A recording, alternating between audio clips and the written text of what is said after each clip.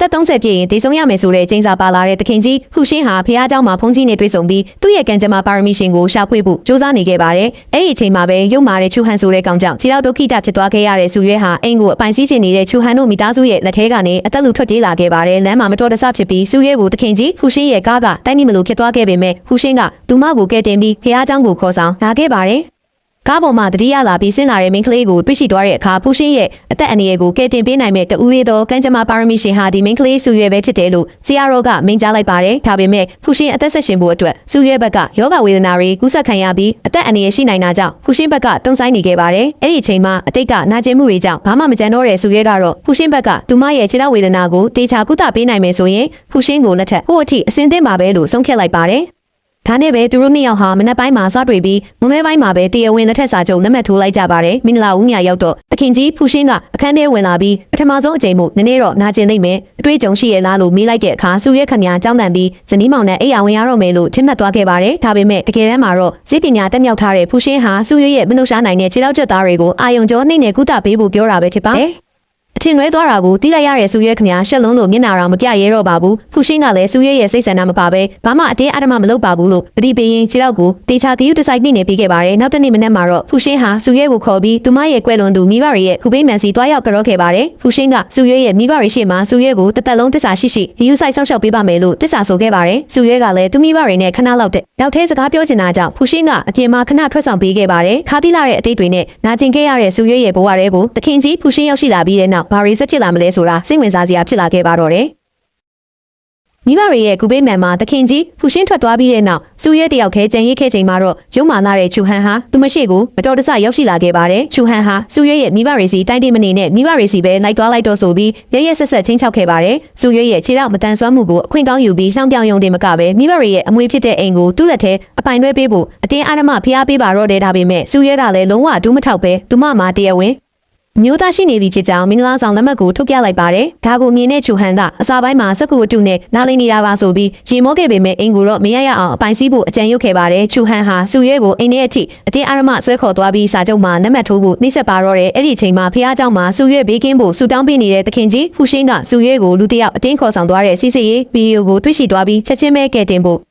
လိုက်လာခဲ့ပါတယ်။အိမ်ထဲမှာတော့ချူဟန်နဲ့သူ့ရဲ့အမေဖြစ်သူတို့ဟာစုရဲကိုဝိုင်းဝန်းအနိုင်ကျင့်နေခဲ့ကြပါတယ်။ချူဟန်ရဲ့အမေကလည်းစာချုပ်ကိုလက်မှတ်မထိုးပေးရင်လက်ကိုချိုးပစ်မယ်လို့ချင်းချောက်ရင်းစုရဲရဲ့မိဘမွေတွေကိုလူယူဖို့ကင်းနေချိန်မှာပဲသခင်ကြီးဖူရှင်းနဲ့အနက်ရောင်ဝစ်စုံဝစ်တက်တော်ဆောင်တွေဒေါသတကြီးရောက်ရှိလာခဲ့ပါတယ်။ဖူရှင်းဟာသူ့ရဲ့ဇနီးကိုအနိုင်ကျင့်နေတာကိုမြင်တွေ့သွားပြီးအလွန်ဒေါသထွက်သွားခဲ့ပါတယ်။ဖူရှင်းရဲ့အင်အားနဲ့ဩဇာအာဏာကိုမသိတဲ့ချူဟန်တို့သားအမိကတော့ဂျေးစားရောဒီလိုထင်ပြီးပတ်စံနှစပေးမယ်ဆိုကစော်ကားခဲ့ပေမဲ့ဖူရှင်းကသူတို့ရဲ့ပြစ်မှုအလုံးကိုဥပဒေအကြောင်းအရအပြင်းထန်ဆုံးအရေးယူဖို့ဥပဒေအဖွဲ့ကိုချက်ချင်းအမိန့်ပေးလိုက်ပါတယ်။အတိတ်ကစုရဲကိုကားနဲ့တိုက်ပြီးဒုက္ခိတဖြစ်အောင်လုပ်ခဲ့တဲ့ပြစ်မှုရောခုလိုအာရမအိမ်ပေါ်အထိလာရောက်နှိမ့်ဆက်တဲ့ပြစ်မှုတွေကိုပါချူဟန်တယောက်ထောင်ထဲမှာတရားပါပေးဆက်ရတော့မှာဖြစ်ပါတယ်။ဖူရှင်းဟာသူ့ဇနီးရဲ့အိမ်ထဲကအမိုက်တွေကိုရှင်းထုတ်ပစ်ဖို့မိန့်ကြားလိုက်ပြီးဒဏ်ရာရထားတဲ့စုရဲကိုယူရစွာပွေးပတ်ကာကွယ်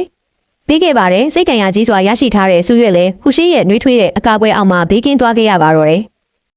ချူဟန်တို့သားအမိရဲ့ရန်ကနေကဲတင်ခံလိုက်ရတဲ့စုရဲဟာသခင်ကြီးဖူရှင်းရဲ့စိမ့်သက်လာတဲ့အိမ်တော်ကြီးစီရောက်ရှိလာခဲ့ပါတယ်။စိတ်တန်ရအပြင်းထန်ရထားတဲ့စုရဲခမညာနှက်ထက်နေတာကြောင့်ဖူရှင်းကဆရာဝန်နဲ့တေချာပြသပေးပြီးဘီယူတစိုက်ပြုစုဆောက်ရှောက်ပေးခဲ့ပါတယ်။ဒါအပြင်ချူဟန်တို့လူယူရင်ဖြည့်ဆည်းတစ်ခဲ့တဲ့မိဘတွေရဲ့အမတ်တရပစ္စည်းလေးကိုလည်းမူလအတိုင်းကွက်တီကန်ပြင်ခိုင်းလိုက်တာကြောင့်ဖူရှင်းရဲ့အသေးစိတ်ဂယုဆိုင်မှုကိုစုရဲတယောက်အလွန်ပဲကျေးဇူးတင်မိနေပါတယ်။ညဘက်အလုပ်ကိစ္စအရေးကြီးတွာလာစရာရှိနေပေမဲ့လည်းကြောက်လန့်နေတဲ့စုရဲကဘေးမှာတောင်းပန်တိုးရှိုးပြီးခတ်မသွားဘူးတောင်းဆိုလိုက်တဲ့အခါဖူရှင်းကကုမ္ပဏီလုပ်တွေကိုချက်ချင်းချက်သိမ်းပြီးစုရဲဘေးမှာတညလုံးတိတ်တဆိတ်ဆောက်ရှောက်ပေးခဲ့ပါတယ်။အတိတ်ကယောက်ျားတယောက်ရဲ့လိန်ညာမှုကိုခံခဲ့ရတဲ့စုရဲအတွက်ဖူရှင်းရဲ့ခုလိုနှွေးထွေးမှုတွေဟာမယုံနိုင်စရာဖြစ်နေခဲ့ပြီးကျမရှိဘဝကဘာကောင်းမှုတွေလုပ်ခဲ့လို့ခုလိုယောက်ျားမျိုးနဲ့တွေ့ဆုံခဲ့ရတာပါလိမ့်ဆိုပြီးဝမ်းသာဝမ်းနည်းဖြစ်ရပါတယ်ဖူရှင်းရဲ့ယေစုတွေကိုပြန်ဆက်ချင်တဲ့စုရဲကတရားဝင်ဇနီးမောင်နှံဖြစ်နေပြီမို့ဇနီးတယောက်လှုပ်ဆောင်ရမယ့်ဝတ္တရားတွေကိုလှုပ်ဆောင်ပေးဖို့ဆန္ဒရှိကြောင်းပြောခဲ့ပေမဲ့ဖူရှင်းကတော့သူမရဲ့စိတ်ဆန္ဒမပါပဲဘာမှအတေးအဓမ္မမလုပ်ပါဘူးလို့ဂတိပေးရင်စိတ်အေးအောင်အိတ်ဆက်စီခဲ့ပါတယ်နောက်တနေ့မနက်မှာတော့စုရဲနိုးလာတဲ့အခါမှာသူမအတွက်အထူးပြုလုပ်ပေးထားတဲ့အဝတ်စားတွေအကောင်စားသွားလာရလွယ်ကူတဲ့ဝီချဲနဲ့အပြည့်အစုံပြင်ဆင်ပေးထားတာကိုတွေ့လိုက်ရပါတယ်ဒါတွေမကပဲပြန်လည်ပြင်ဆင်ပြီးသွားပြီဖြစ်တဲ့မိဘတွေရဲ့အမှတ်တရားပစ္စည်းလေးကိုပါပြန်လည်လက်ခံရရှိလိုက်တာကြောင့်စုရဲရဲ့ရင်ထဲမှာဘဝကိုတင့်လွင်တဲ့မျှော်လင့်ချက်တွေနဲ့ပြန်စားဖို့ခွန်အားတွေရရှိသွားခဲ့ပါတယ်ဒါပေမဲ့ဒီလိုပျော်ရွှင်စရာအချိန်လေးခဏမှာပဲ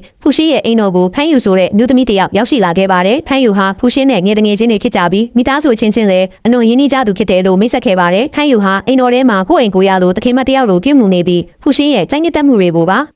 အသေးစိတ်သိရှိနေတာကိုမြင်လိုက်ရတဲ့စုရွက်တယောက်ရင်ထဲမှာအနှဲငယ်မလုံးမလဲနဲ့စိတ်လှုပ်ရှားစိုးရိမ်မှုတွေစတင်ပေါ်ပေါက်လာပါတော့တယ်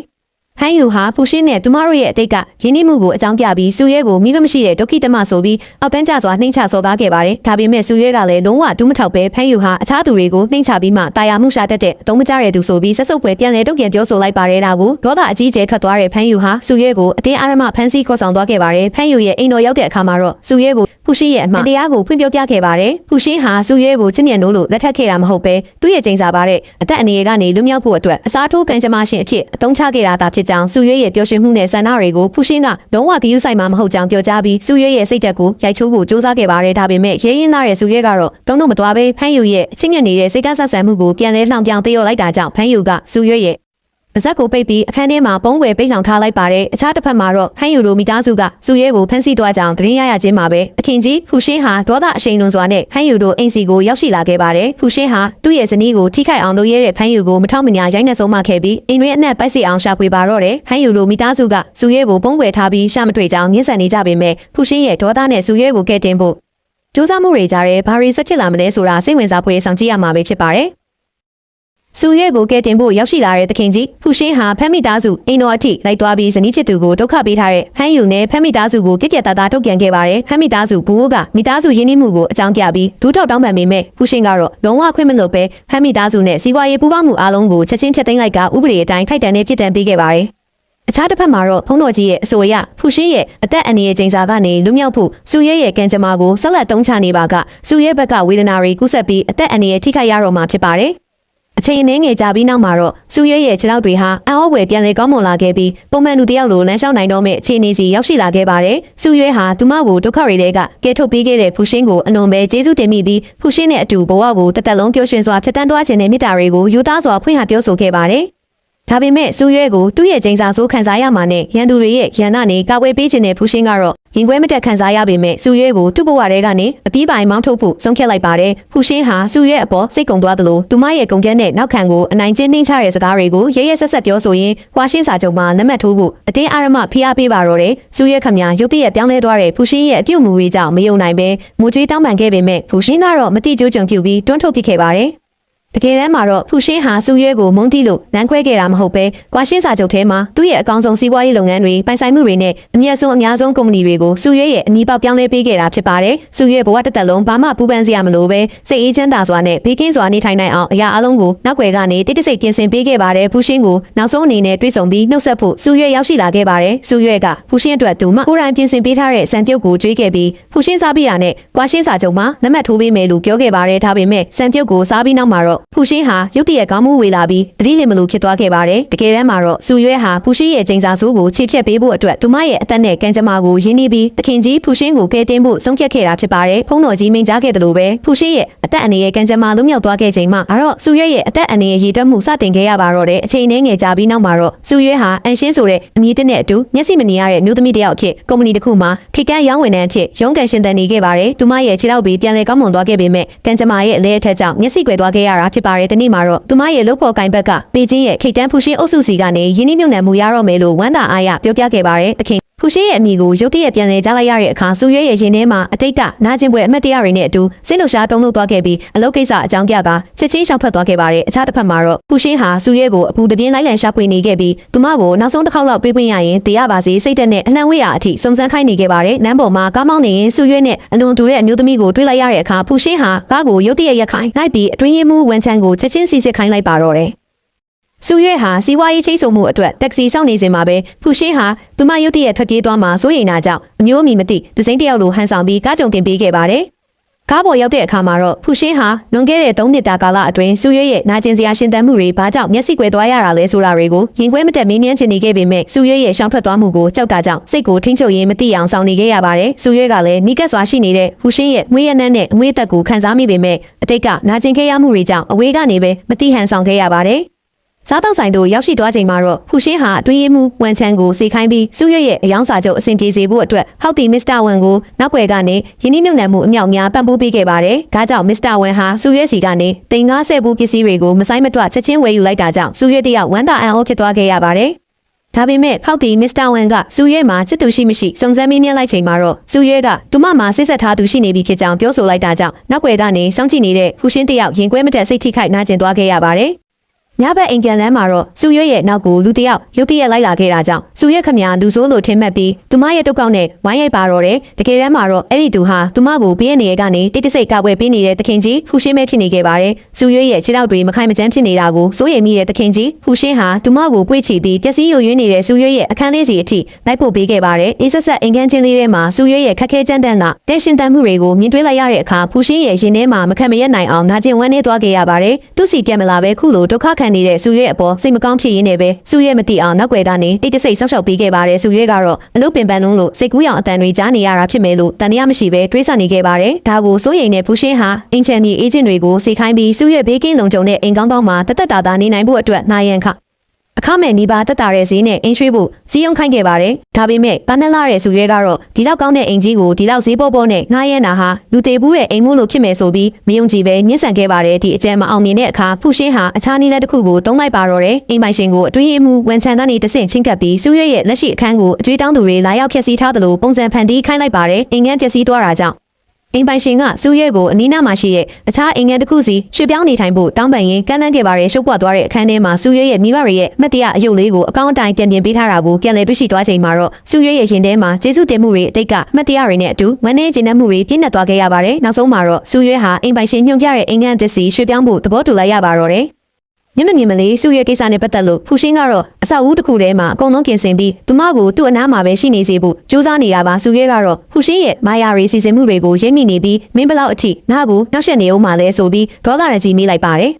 ဖူရှင်းကတော့အစကတည်းကသူမကိစ္စတွေကိုရင်းနှီးပြီးသားဖြစ်ပြီးရွေ့ရဲ့မင်းနာကိုဘာလို့စကားတခုမှမပြောဘဲခတ်သွားရတာလဲဘာလို့နာမည်ပြောင်းပြီးဒီလိုနေရာမှာလာနေရတာလဲဆိုပြီးရင်ထဲကခန်းစားချက်တွေကိုပုံမှန်လင်းလင်းပြောပြလာပါတယ်ဒါပေမဲ့စူရဲကတော့အရင်ကသူတို့ရဲ့ထိန်ညာချင်းကလှည့်ဖျားမှုတွေနဲ့တိစောက်ထားတာလို့ဆွဲလန်းနေသေးပါပဲသူကွာရှင်းစာချုပ်ပို့ထားတာကိုဖူရှင်းကစုတ်ခဲပစ်ခဲ့တယ်ဆိုတာသိသွားတဲ့အခါစူရဲရဲ့စိတ်သက်တွေပူပြီးပြိုလဲသွားရပါတယ်ဖူရှင်းကတော့ဒီစာရွက်တရွက်နဲ့ငါတို့နှစ်ယောက်ရဲ့ရေစက်ကိုဖျက်ဆီးလို့မရဘူးဆိုပြီးမင်းကအနားမှာရှိနေတဲ့များကာလပတ်လုံးဘာမဆိုလုပ်ပေးဖို့အသင့်ပဲလို့အတင်းကျပ်ဆွဲထားခဲ့ပါတယ်ဒီကြားထဲမှာစူရဲရဲ့စိတ်ကူးတွေကစိတ်ဆက်ထားသူဆိုတဲ့ဟောက်ဝမ်ကဟူရှင်းရဲ့ရင်းနှီးမြှုပ်နှံမှုအတွက်တွေးဆောင်ဖို့ရောက်လာခဲ့ပါတယ်ဟူရှင်းကစူရဲကိုအခန်းထဲမှာပုံနေခိုင်းပြီးဟောက်ဝမ်နဲ့စကားပြောပါတော့တယ်ဟောက်ဝမ်ကတော့သူ့ရဲ့သုတေသန project အတွက်ရင်းနှီးမြှုပ်နှံသူရဖို့ပဲစိတ်ဆောနေပြီးသူ့ရဲ့စိတ်ဆက်ထားသူစူရဲဘာဖြစ်နေလဲဘယ်ရောက်နေလဲဆိုတာကိုတောင်ဘာမှဂရုမစိုက်နိုင်ပါဘူးဟူရှင်းကဟောက်ဝမ်ကိုစမ်းသက်တဲ့အနေနဲ့မင်းရဲ့စိတ်ဆက်ထားသူကမျက်မမြင်ဆိုတာရောသိရလားရက်တော်ကြာဖုံးမဆက်တာအောင်မစိုးရင်ဘူးလားဆိုပြီးစကားနာထိုးလိုက်ပါတယ်ဟောက်ဝမ်ကတော့သူကအလိုရန်စူးစမ်းတာပါဒီလိုဖုန်းမဆက်တာခဏခဏပါပဲဆိုပြီးပေါ့ပေါ့တန်တန်ပဲတုတ်ပြန်ခဲ့ပါတယ်ဒါကူမြင်တော့ဖူရှင်းကစူရဲဟာအချစ်မရှိတဲ့တန်ဖိုးမထားတဲ့လူဆိုးတယောက်နဲ့စိတ်ဆက်ထားတာပါလားဆိုပြီးပူလို့တောင်ဒေါသထွက်သွားပါတယ်ဟောက်ဝမ်ကစူရဲစီဖုန်းခေါ်လိုက်ချိန်မှာပဲအခန်းထဲကစူရဲရဲ့ဖုန်းမြည်တမ်းထွက်လာခဲ့ပါတော့တယ်ဒီအချိန်မှာဟောက်ဝမ်တယောက်ဘာရီဆက်ဖြစ်မလဲဖူရှင်းနဲ့စူရဲတို့ရဲ့အတိတ်ကအမှန်တရားတွေဘလို့ပေါ်ထွက်လာမလဲဆိုတာနောက်တစ်ပိုင်းရောက်မှပဲအတူတူဆက်လက်ကြည့်ရှုလိုက်ကြရအောင်နော်ဖုန်းမြည်တမ်းကြောင့်အခန်းထဲမှာနေရုကရုတ်တရက်တင်းမာသွားခဲ့တာပါဟောက်ဝမ်ကတော့ဖုန်းတန်ကြားလို့ကြောင်တက်တက်ဖြစ်နေချိန်မှာဖူရှင်းကနေမာပါနဲ့စွာနေပဲဒါနမှာရှိတဲ့ကြောင်ကလေးရဲ့ဖုန်းမြည်တမ်းမှာနည်းနည်းကက်တွေတက်လို့ဆိုပြီးဘရီရဲ့တုံးကလှည့်ပြောလိုက်ပါတယ်ဖူရှင်းကဟောက်ဝမ်ကိုမင်းရဲ့စိတ်ဆက်ထားသူကရောနင်းနဲ့ဆိုအရန်တက်တွေတက်တာပဲလားလို့စကားနာထိုးတော့ဟောက်ဝမ်ကသူကမျက်မမြင်ဆိုပေမဲ့အရန်အားကိုးရပြီးတီးတန့်ဆန်ပါတယ်လို့ပြောရှာပါတယ်ဒါပေမဲ့ဖူရှင်းကတော့မကျေနပ်တဲ့အမူအရာနဲ့နားမင်းမောင်ကတော့မတူဘူးအငြင်းရန်သားကိုဖတ်ထားခိုင်းနှန်းခိုင်းပြီးညဘက်ဆိုရင်လည်းချော့တိတ်ခိုင်းတာဆိုပြီးဂျီနူးစရာတွေကိုကြွေးကြွေးရွပြောပြနေပါတော့တယ်အခန်းထဲမှာပုံကြည့်နေတဲ့စူရဲကတော့ဒီစကားတွေကိုကြားပြီးငါကဘယ်တော့မှချွဲဘူးလို့လဲဆိုပြီးစိတ်ခဲတာနေဒေါသထွက်နေခဲ့ပါတယ်ဒီလိုနဲ့ဟောက်ဝမ်နဲ့စကားပြောလို့ပြီးသွားတဲ့အခါဖူရှင်းကစူရဲကိုသူမရဲ့ဖုန်းပြန်ပေးလိုက်ပါတယ်စူရဲကအံ့ဩသွားပြီးအရင်လိုအတင်းကျပ်ပိတ်အောင်မထားတော့ဘူးလို့လှုပ်ပေးလိုက်ရတာလဲလို့မိတဲ့အခါဖူရှင်းကဒီနေ့ကစပြီးမင်းကြိုက်တဲ့နေရာသွားနိုင်ပြီးငါမင်းရဲ့လွတ်လပ်ခွင့်ကိုမတားဆီးတော့ဘူးလို့ပြောလိုက်ပါတယ်လွတ်လပ်ခွင့်ရသွားပေမဲ့စူရဲရဲ့ရင်ထဲမှာတော့အစွမ်းကုန်နာကျင်သွားခဲ့ရတာပါဖူရှင်းကလည်းစူရဲကိုအတင်းကျပ်ချုပ်နှောင်ထားတာထက်အမျိုးသားတွေရဲ့အယုတ်ဆိုးလာတဲ့အမှန်တရားကိုသူ့ဘာသာသူညှင်းတွေ့သွားစေခြင်းတဲ့သဘောနဲ့လှုပ်ပေးခဲ့တာဖြစ်ပါတယ်ဖူရှင်းကသူ့ရဲ့တပည့်ကိုတခြားမိန်းကလေးတယောက်ရှာပေးဖို့ပါအမိန့်ပေးလိုက်ပါသေးတယ်အဲဒီနောက်စူရဲလည်းဟောက်ဝမ်စီကန်ရောက်သွားခဲ့ပါတယ်ဟောက်ဝမ်ကရက်တော်ကြာပြောင်းနေတဲ့အတွက်စူရဲကိုအကြည့်တင်စကားပြောပေမဲ့ယင်းနှိမ့်ညံ့မှုရလာပြီဆိုတာနဲ့တင်စိတ်ကြောင်းသွားပြီးတို့နှစ်ယောက်မင်္ဂလာဆောင်ကြရအောင်လို့ရုတ်တရက်တောင်းဆိုလိုက်ပါတော့တယ်စူရဲကစိတ်မပါပေမဲ့လည်းဟောက်ဝမ်ရဲ့ပူစာမှုကြောင့်သဘောတူလိုက်ရပြီးမင်္ဂလာဖိတ်စာတွေကိုပြင်ဆင်ကြပါတယ်ဒီဖိတ်စာကဖူရှင်းရဲ့လက်ထဲကိုပါရောက်သွားခဲ့တာပါဖူရှင်းကမင်္ဂလာဖိတ်စာကိုကြည့်ပြီးနာကျင်စွာနဲ့နှောင်ရဲရင်မောနေခဲ့ပါတယ် မင်္ဂလာမဆောင်ခင်ညမှာတော့ဟောက်ဝမ်ရဲ့အလုပ်ဖော်တွေကလူပြိုဘဝနှုတ်ဆက်ပွဲဖြစ်တောက်ဆက်ပွဲပြုလုပ်ကြပါတယ်။စုရဲလည်းပါဝင်ဆင်နွှဲခဲ့ပေမဲ့အလုပ်ဖော်တွေရဲ့စကားနာထိုးခြင်းစော်ကားခြင်းတွေကိုကြုံတွေ့ခဲ့ရပါတယ်။အာယုံနောက်လာတဲ့စုရဲကတန်းစင်ကန်းဘက်ကိုထွက်လာခဲ့ချိန်မှာအမောင်ထဲကနေလက်တစုံကသူမကိုအတင်းကျပ်ဆွဲခေါ်သွားခဲ့ပါတယ်။ဒါဟာတခြားသူမဟုတ်ပါဘူးဖူရှင်းမဲဖြစ်နေခဲ့တာပါဖူရှင်းကစုရဲကိုအတင်းကျပ်ပွေးဖက်ပြီးမင်းအပြင်မှာဒီလိုမျိုးတောက်စားနေတာဘာတဘောလဲဟိုကောင်တွက်နဲ့မင်းရဲ့ဂုံတိတ်ခါကိုထိမ့်သိမ့်နေတာလားဆိုပြီးဒေါသတကြီးမေးလိုက်ပါတယ်စုရဲကလည်းဖူရှင်းငါတို့နှစ်ယောက်ကြားမှာဘာမှပတ်သက်မှုမရှိတော့ဘူးလို့ရုန်းကန်ရင်းပြန်ပြောခဲ့ပါတယ်ဒီအချိန်မှာပဲဖူရှင်းကမဲပြုံးပြုံးလိုက်ပြီးစုရဲမင်းရဲ့စစ်ဆက်ထားသူဆိုတဲ့ဟောက်ဝမ်အခုဘာလုပ်နေလဲမင်းသိကျင်လားဆိုပြီးမေးလိုက်ပါတော့တယ်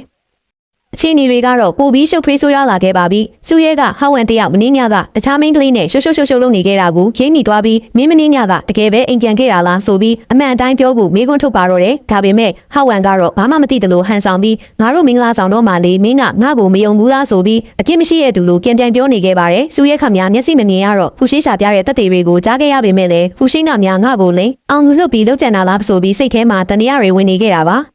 ဒါနဲ့ပဲဟောက်ဝမ်ကလည်းဘာမှမချစ်ခဲ့တယ်လို့နဲ့ငါမင်းကိုမတော်မတရားလုပ်ခဲ့ရင်မူချုပ်ပြစ်ခံရပါစေဆိုပြီးကြင်ရွေပြောနေတော့မှပဲဟောက်ဝမ်ကသူ့လေဘင်းမှာထင်ကျန်နေတဲ့အနမ်းရာကြီးကိုလက်နဲ့စမ်းမိသွားခဲ့ပါတယ်ဟောက်ဝမ်ကဒါပါရလဲဆိုပြီးမေးလိုက်တော့မှစူရဲတယောက်စင်းရှင်းမရအောင်ထိတ်လန့်သွားခဲ့တာပါဒီလိုအခြေအနေတင်းမာနေချိန်မှာပဲဖူရှင်းကယင်းနှိမ့်မြုပ်နှံမှုစာချုပ်ချုပ်ဖို့ဆိုတဲ့အကြောင်းပြချက်နဲ့ရောက်လာခဲ့ပါတယ်ဖူရှင်းကစူရဲနဲ့ဟောက်ဝမ်တို့ရင်ဖြစ်နေတာကိုမြင်တော့မသိချင်အောင်စောင့်ပြီးဟောက်ဝမ်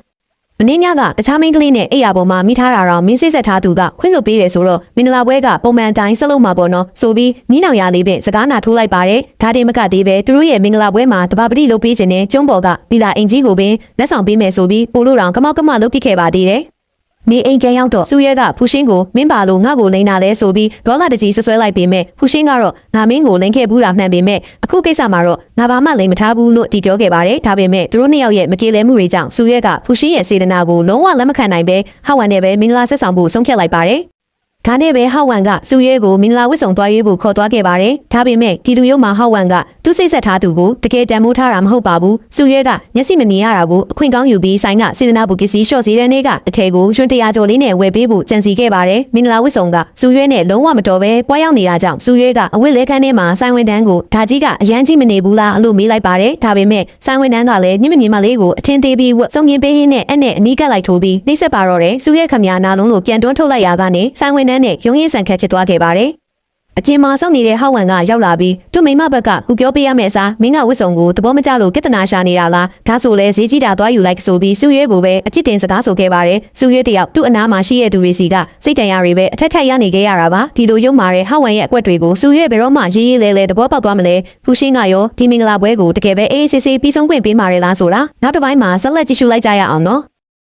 မင်္ဂလာဝတ်ဆောင်ဆိုင်ထဲမှာတော့ပြဿနာတွေကပိုပြီးကြီးထွားလာခဲ့ပါတယ်။စူရဲကသူမကိုအပ်နဲ့ထိုးခဲ့တဲ့ဝန်ထမ်းကိုဒေါသထွက်ပြီးပြန်ရိုက်လိုက်ချိန်မှာဝန်ထမ်းကမင်းမျက်စိမမြင်ရလို့ကူညီပေးနေတာကိုငါ့ကိုစော်ကားတဲ့ရဲတိုင်ပဲဆိုပြီးဟန်ဆောင်ကအော်ဟစ်ပါတော့တယ်ဒီကိစ္စကိုသိသွားတဲ့ဟောက်ဝမ်ကစူရဲဘက်ကကူညီမပြောပေးတဲ့ပြင်ဝတ်ဆောင်မကြရင်လည်းဈေးကြီးတာသွားယူပါလားမင်းကရိုင်းနာဂျီလာဝန်ထမ်းကိုအခုချက်ချင်းတောင်းပန်လိုက်ဆိုပြီးဖူရှင်းရဲ့ရှေ့မှာစူရဲကိုပဲအပြစ်တင်အော်မော့ပါတော့တယ်။စူရဲခမညာဘာမှမလုပ်ခဲ့ပဲအထင်လွဲခံရတဲ့အတွက်ဝန်နဲ့ဒေါသထွက်ခဲ့ရတာပါဒါပေမဲ့ဖူရှင်းကတော့ဒီအတိုင်းကြည့်မနေခဲ့ပါဘူးသူကဆိုင်မန်နေဂျာကိုခေါ်လိုက်ပြီးစူရဲကိုစော်ကားခဲ့တဲ့ဝန်ထမ်းကိုချက်ချင်းအလုပ်ကနေထုတ်ပစ်ခိုင်းလိုက်ပါတယ်ဒါတင်မကသေးပဲဖူရှင်းကဒီမင်္ဂလာဝတ်ဆောင်ဆိုင်တစ်ခုလုံးကိုခလုတ်တစ်ချက်နှိပ်ယုံနဲ့ချက်ချင်းဝယ်ယူလိုက်ပြီးကင်တစ်ကနေလေရင်နဲ့တိုက်ရိုက်မှယူထားတဲ့ဈေးကြီးဆုံးအနာဆုံးမင်္ဂလာဝတ်ဆောင်ကိုစူရဲအတွက်ထုတ်ပေးစေခဲ့ပါတယ်ဝတ်ဆောင်အစ်စ်ကိုဝတ်ဆင်ထားတဲ့စူရဲဟာနှစ်သမီးလေးတစ်ပါးလိုလှပနေခဲ့ပေမဲ့သူမကိုယ်တိုင်ကတော့ဒီအလှကိုမငင်းတွေ့နိုင်ရှာပါဘူးဖူရှင်းကတော့စူရဲရဲ့အလှမှာမိမောရင်းမင်းရဲ့မျက်လုံးတွေကိုငါအကောင့်တိုင်းပြန်ဖြစ်အောင်တေချာပေါက်ကူပေးမယ်လို့စိတ်ခဲကနေကြိတ်ပြီးတနိတ်ခံချလိုက်ပါတယ်ဆိုင်မန်နေဂျာကဒီဝတ်စုံကိုတောင်းပန်တော့အဖြစ်အခမဲ့လက်ဆောင်ပေးတာပါလို့ပြောတဲ့အခါစူရဲကအားနာပြီးမယူချင်ခဲ့ပါဘူးဒါပေမဲ့ညနေပြောင်းသားတဲ့ဟောက်ဝမ်ကတော့ဖူရှင်းရဲ့စေတနာကိုအခွင့်ကောင်းယူပြီးကျေးဇူးပါပဲဖူရှင်းငါစိတ်ဆက်ထားသူကိုပေးတာပဲလက်ခံလိုက်ပါမယ်ဆိုပြီးဝတ်စုံကိုအလကားလူယူတယ်လို့မျိုးညှောက်ခံလိုက်ပါတယ်ဖူရှင်းကတော့ဟောက်ဝမ်ကိုစင်းစင်းကြည့်ကြည့်ပြီးငါချစ်ရတဲ့မိန်းကလေးဆိုရင်တော့သူနဲ့ထိုက်တန်တဲ့အကောင်းဆုံးຢာတွေကိုပဲပေးရမှာပဲလို့ဟောက်ဝမ်ရဲ့တိတ်ခါကိုရိုက်ချလိုက်တဲ့စကလုံးတွေနဲ့စကားနာထိုးခဲ့ပါတယ်ဒါပေမဲ့မင်္ဂလာပွဲကတော့နီးကပ်လိုလာခဲ့ပါပြီ။စူရဲကသူမရဲ့ဖုန်းကိုကြည့်ရင်ဖူရှင်းစီကဘာသာမှထပ်မလာတော့တာကိုတွေ့လိုက်ရပါတယ်။ဖူရှင်းကသူမကိုစွန့်လိုက်ပြီလို့ထင်မှတ်ပြီးငါတို့ကမတူညီတဲ့ကဘာနှစ်ခုမှရောက်နေကြတာပဲနောက်ကိုဘယ်တော့မှထပ်မဆုံးကြတာအကောင်းဆုံးပါပဲဆိုပြီးအငယ်စွာနဲ့ရင်ဘတ်သေးကနာကျင်မှုကိုကြိတ်မုံနေခဲ့ပါတယ်။အမှန်တော့ဖူရှင်းဟာစူရဲကိုစွန့်လိုက်တာမဟုတ်ပါဘူး။သူဟာစူရဲရဲ့မျက်စိဝေဒနာကိုပျောက်ကင်းစေခြင်းလို့တောင်ပေါ်ကဆရာတော်ကြီးစီမှာတွားရောက်ကူညီတောင်းခံနေခဲ့တာပါ။ဆရာတော်ကြီးကဒါရီဟာတန်ကြမားနဲ့ပဲဆိုင်နေငါကလူသားတယောက်မလို့ဘာမှမတတ်နိုင်ဘူးလို့ညင်းဆိုလိုက်ပေမဲ့ဖူရှင်းကတော့လက်မလျှော့ခဲ့ပါဘူး။စူရဲရဲ့မျက်လုံးတွေပြန်မြင်ရဖို့အတွက်ဆရာတော်ကြီးရဲ့အာယုံပြုရာဖះเจ้าရှိမှာတနေ့ကုန်တညလုံးဒူးထောက်ကြတော့ပြီးအတနာခံခဲ့တာပါ။ မနက်ထန်မှာမင်္ဂလာဆောင်တော့မဲ့စုရွဲစီကိုဖူရှင်းရဲ့တပည့်ကရောက်လာပြီးအမေရိကန်မှာကြံခဲ့တဲ့တခင်ကြီးကမေးရဲ့မျက်လုံးတွေကိုပျောက်ကင်းအောင်ကူပေးနိုင်ဖို့ဆရာတော်ကြီးစီမှာတနေ့ကုန်တညလုံးဒူးထောက်ပြီးတောင်းပန်နေပါတယ်တခင်ကြီးကိုတွားကူညီပေးပါဦးလို့မူယိုပြီးလာရောက်ကူညီတောင်းပါတော့တယ်စုရွဲလည်းဒီစကားကိုကြားကြားချင်းဘာမှစဉ်းစားမနေတော့ပဲဖူရှင်းဒူးထောက်နေတဲ့ကျောင်းတိုက်စီကိုချက်ချင်းလိုက်သွားခဲ့ပါတယ်စုရွဲကျောင်းတိုက်ကိုရောက်သွားတဲ့အခါမှာတော့ဒူးတွေပုံမဲပြီးမထနိုင်အောင်ဖြစ်နေတဲ့ဖူရှင်းကိုတွေ့လိုက်ရပါတယ်စုရွဲကဖူရှင်းမင်းပါလို့ဒီလိုတွေလုပ်နေရတာလဲမင်းဒူးထောက်အတနာခံနေုံနဲ့မင်းရဲ့တောင်းစုတွေပြည်လာမှမဟုတ်ဘူးထဆန်းပါလို့ဒေါသနဲ့ဝမ်းနည်းမှုပေါင်းဆက်ပြီးအော်ဟစ်လိုက်ပါတယ်ဒါပေမဲ့ဖူရှင်းကတော့စုရွဲရဲ့လက်ကိုတင်းတင်းကြပ်ကြပ်ဆုပ်ကင်ထားရင်မင်းရဲ့မျက်လုံးတွေပြန်မြင်ရမယ်ဆိုရင်ငါဘာပဲလုပ်ရပါမင်းမနဲ့ထန်မင်္ဂလာဆောင်တော့မယ်ဆိုတာငါသိတယ်ဒါပေမဲ့ငါမင်းကိုဆုံးရှုံးခွင့်မပေးနိုင်ဘူးလို့ရင်ထဲကလှိုက်လိုက်လဲပြောလိုက်ပါတော့တယ်စုရွဲဟာဖူရှင်းရဲ့ကတင်ဘေးမှာထိုင်ရင်းနဲ့ဖူရှင်းငါပြောတာကြားလားငါမနဲ့ထန်မင်္ဂလာဆောင်တော့မှာနော်နေအခုချက်ချင်းပြန်မနိုးလာရင်ငါတခြားသူနဲ့မင်္ဂလာဆောင်လိုက်တော့မှာဆိုပြီးစိတ်မကောင်းစွာနဲ့ချင်းချောက်ကြည့်ခဲ့ပါတယ်တတိယမလာသေးတဲ့ဖူရှင်းကိုရေတိုက်ဖို့ကြိုးစားရင်စုရဲခမမျက်စိမမြင်ရတော့ရေခွက်ကိုတိုက်မိပြီးနှုတ်ကျသွားခဲ့ပါတယ်နင့်ကိုရေတစ်ခွက်တောင်အဆင်ပြေပြေမတိုက်ပေးနိုင်ပါလားငါသာမျက်စိကဲမြင်ရရင်တိတ်ကောင်းမှာပဲဆိုပြီးဝမ်းနေဘူးဆွေးစွာနဲ့ဖူရှင်းရဲ့ဘေးမှာပဲငူကျွေးရင်ဆောက်ရှောက်ပေးနေခဲ့တာပါခဏကြာမှာတော့ဖူရှင်းတတိပြန်ရလာခဲ့ပါတယ်နာကျင်စွာနဲ့နှီးတွားလိုက်တန်ကြတော့စုရဲလည်းအနက်တကြားနဲ့ဟင်းဖူရှင်းတရိရလာပြီလားလက်တွေကောင်းတွေမှာဒဏ်ရာတွေဘလူးခိရတာလဲနှက်ခမ်းတွေလည်းခြောက်နေတယ်ရေတောက်မလားငါရေသွားယူပေးမယ်ဆိုပြီးတာယာစွာမေးလိုက်တာပါဖူရှင်းကလည်းမယုံနိုင်စွာနဲ့စုရွက်နေငါကိုမြင်နေရပြီလားလို့မေးလိုက်မှစုရွက်တယောက်သူ့မျက်စိကံမြင်နေရပြီဆိုတာကိုရုတ်တရက်သတိထားမိသွားခဲ့ပါတယ်အိုးငါမျက်စိကံမြင်ရပြီငါမျက်လုံးတွေကံမြင်ရပြီဆိုပြီးဝမ်းသာအားရအော်ဟစ်လိုက်ပါတော့တယ်ဖူရှင်းကစုရဲကိုနင်းထွက်သွားကြတဲ့ကငါတကူလုံးဘာမှမကောင်းတော့ဘူးရင်ထဲမှာထုတ်ချင်းပေါက်နာကျင်နေရတာစုရဲရဲ့ငါကိုထပ်ပြီးဆုံးဖြတ်မသွားပါနဲ့တော့နော်နင်သာထက်ထွက်သွားရင်ငါအသက်လည်းတက်တန်းဝက်လောက်လျှော့သွားတော့မှလို့ရင်ဖွင့်လိုက်ပါတယ်ဒါနဲ့စုရဲကလွန်ခဲ့တဲ့3နှစ်ကတို့မိကွန်းထုတ်ဖို့ပြင်လိုက်ချိန်မှာဖူရှင်းကပဲလွန်ခဲ့တဲ့3နှစ်ကငါအသက်နဲ့နင့်အသက်ကိုအလဲအထက်မလုပ်ချင်လို့ဝါရှင်းမှုပြောခဲ့တာပါဒါပေမဲ့အခုတော့ငါတို့ရဲ့ကံကြမ္မာဆိုးတွေအကုန်ကုန်ဆုံးသွားပါပြီနင့်ရဲ့ခြေထောက်လည်းတက်တာသွားပြီးမျက်စိလည်းပြန်မြင်ရပြီဆိုတော့ငါတို့အတူတူအေးချမ်းချမ်းပေါင်းတင်းသွားကြရအောင်ပါနင့်မချေနဲ့သေးရင်လည်းငါဖေးအားမှာသွားပြီးဒူးထောက်တောင်းပန်ပါမယ်လို့ယူသားစွာဝန်ခံခဲ့ပါတယ်စုရွဲဟာမျက်ရည်ကြရင်းနဲ့ငါနင့်ကိုချစ်တယ်ငါနင့်ကိုဘယ်တော့မှဆုံးဖြတ်မသွားပါဘူးလို့ပြောလိုက်တော့ဖူရှင်းမှာအိမ်မက်မက်နေတယ်လို့လောင်ခံစားလိုက်ရပါတယ်ဒါပေမဲ့စုရဲကရုတ်တရက်ထွက်ပြီးထွက်သွားဖို့ပြင်လိုက်တဲ့အခါဖူရှင်းခမညာလမ်းထောက်သွားပြီးနေမဲသွားမလို့လေဒီနေ့ငါတို့မင်္ဂလာဆောင်ရမယ့်နေ့လေနေဟောက်ဝမ်နဲ့မင်္ဂလာဆောင်ဖို့သွားမလို့တော့မဟုတ်ပါဘူးနော်လို့စဟောက်လိုက်မိပါတယ်စုရဲကပြုံးပြီးဘာရီရှော့ပေးနေတာလဲမင်္ဂလာပွဲစားဖို့နိုင်ပိုင်းပဲလို့တော့တာဟောက်ဝမ်ကိုမင်္ဂလာပွဲချက်ဖို့သွားပြောမလို့ပါလို့ပြန်ဖြေလိုက်ပါတယ်ဒီလိုနဲ့အခက်ခဲမုံတိုင်းတွေကိုအတူတူကြော်ခက်ခဲ့ကြပြီးရဲ့နောက်ဖူရှင်းတို့ဇနီးမောင်နှံဟာဖုန်ကြီးကျောင်းစီရောက်ရှိလာခဲ့ပါတယ်။ဖူရှင်းရဲ့အသက်ကိုကယ်တင်ပေးခဲ့တဲ့ဆရာတော်ကိုတွားရောက်ကြတော့ကြတာပါ။ဆရာတော်ကလည်းဒါရီဟာတကားရုပ်ပြုခဲ့တဲ့ကောင်းမှုကံတွေကြောင့်အစိုးတွေကုန်ပြီးအကောင်းတွေရောက်လာတာပါလို့မိန့်ကြားခဲ့ပါတယ်။ဆရာတော်ကကလေးလေးရဲ့ကံကြမ္မာကိုကြည့်ရှုပေးပြီးဒီကလေးဟာနေဘက်လေးတန်းကနာမေလက်သက်ပကာတွေကိုဆောင်ချင်းပေးမဲ့ကလေးပဲကလေးရောမိခင်ပါဘေးကင်းကျန်းမာမှာမို့စိတ်အေးအေးထားပါလို့ကောင်းချီးပေးလိုက်ပါတယ်။ဒါကိုကြားလိုက်ရတဲ့ဖူရှင်းနဲ့စုရဲတို့ဇနီးမောင်နှံဟာဝမ်းသာအားရနဲ့ဝေဒနာတွေအားလုံးကင်းဝေးပြီးအနာဂတ်မှာမိသားစု3ယောက်ပျော်ရွှင်ချမ်းမြေ့စွာနေထိုင်သွားကြရင်ဇလန်းလေးကပျော်ရွှင်စွာအဆုံးသတ်သွားခဲ့ပါတော့တယ်။